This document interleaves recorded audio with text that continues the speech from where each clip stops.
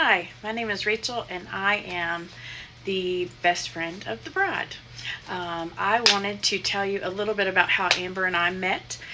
We started our journey in 2023 at Westside, teaching fourth grade together, and that is where we started our adventures, I will say.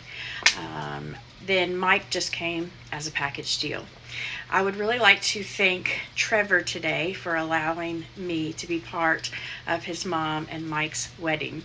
At this time, I would usually thank Amber's parents for this wedding, but instead, I want to focus on her dad for a minute.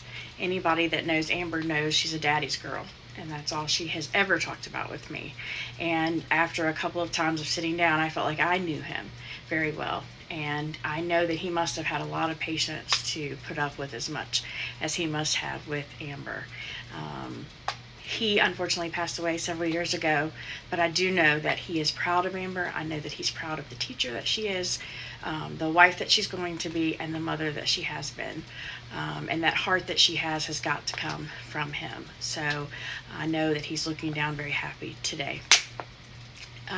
To know Amber is to know that she has a resting face that cannot be beat. And so kind of to know Amber in the beginning is kind of to fear Amber. And so when we first started teaching together, I never knew if she hated me, if she hated her life, or what. But as I got to know her a little bit more, I just learned that that's who she was. And so now I go ahead of her when we're going to meet people and say, hey, just ignore her face. I promise you she doesn't hate you. She's just, that's who she is.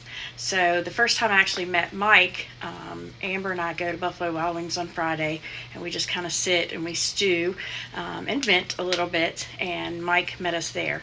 And also my wife Chelsea was there, and so we all got together, and it didn't take 2-3 minutes into the conversation, and Mike and Chelsea and all of us talking, and I knew we were going to be a close fit for each other.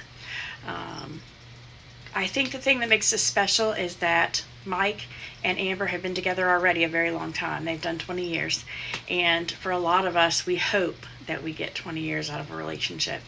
But for them to actually be willing to still come and to make that commitment for the rest of their lives, I think is something extra special. And I think it sets a precedence for Trevor and for other people that they have in their lives and the students that Amber teaches, that love does win in the end. And I think a lot of times nowadays we don't get to see that. So that for sure is very special.